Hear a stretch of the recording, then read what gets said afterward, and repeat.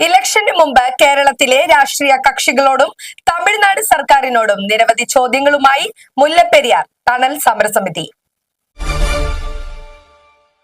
This news brought to you by ആണിഹാരി. എത്ര പഴകിയ ആണിരോഗവും നിശേഷം മാറ്റി സുഖപ്പെടുത്തുന്നു. നടക്കൂ, സുഖമായി നടക്കൂ. വോട്ട് ചോദിച്ച് വീട്ടിൽ വരുന്ന കേരളത്തിലുള്ള വിവിധ പാർട്ടികളിലെ അണികളോട് ജനങ്ങളും നേതാക്കന്മാരോട് അണികളും ജീവന് വേണ്ടി ചോദിക്കേണ്ട 5 ചോദ്യങ്ങൾ ഒറ്റയാൾ പോരാളി ശ്രീ കോട്ടൂർ ബാഹുലേയൻ 424-ാം സമരദിനത്തിൽ മുല്ലപ്പെരിയാർ ടണൽ സമരപ്പന്തലിൽ പ്രകാശനം ചെയ്തു.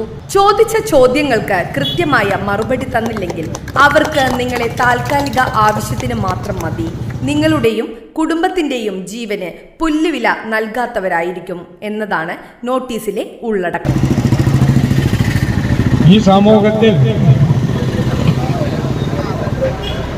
6 ജില്ലകളിൽ ദോഷമുള്ള ഒരു കാര്യമാണ് ഇന്ന് ഈ 400 ദിവസമായി ഈ സമരം തുടങ്ങിയത്.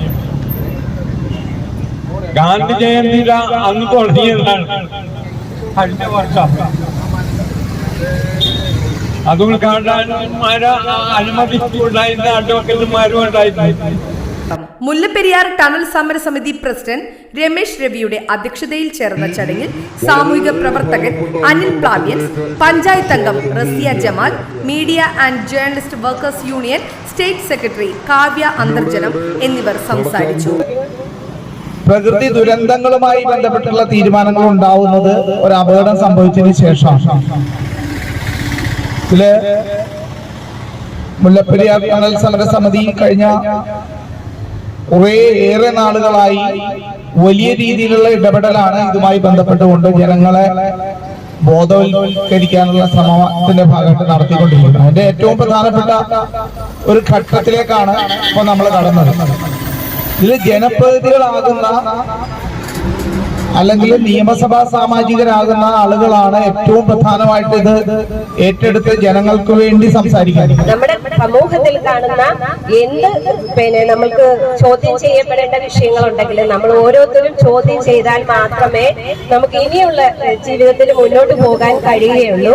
അത് 5 ക്വസ്റ്റ്യൻസ് നിങ്ങൾ ചോദിച്ചിരിക്കുന്നു. ഇപ്പൊ ഇലക്ഷൻ നടക്കുകയാണ്. നമ്മുടെ ഈ അംഗങ്ങളുടെ ഓരോ വീട്ടിലും ഈ പറയുന്ന പ്രവർത്തകർ വരും. നമ്മുടെ ഈ ബോർഡിൽ മാത്രമാകാതെ ഇത് വന്ന് വോട്ട് ചോദിക്കുന്ന പ്രതിനിധികളോട് നിങ്ങൾ നേരിട്ട് ചോദിക്കാനും തയ്യാറാവണം. നിങ്ങളുടെ അവകാശം, നമ്മളുടെ ഓരോ അവകാശങ്ങളും നമ്മൾ ചോദിച്ചാൽ മാത്രമേ കരയുന്ന കുഞ്ഞിനെ പാലുള്ളൂ എന്ന് പറയുന്ന പോലെ ചോദിച്ചാൽ മാത്രമേ ലഭിക്കുകയുള്ളൂ എന്നൊരു കാലഘട്ടത്തിലേക്ക് വന്നിരിക്കുന്നതുകൊണ്ട് സമരസമിതി അംഗങ്ങളും ജനങ്ങളും പങ്കെടുത്തു. നിർമ്മലാദേവി ഉപവാസം അനുഷ്ഠിച്ചു. സെക്രട്ടറി സ്മിജിൻ രാജ് CS നന്ദിയും പറഞ്ഞു.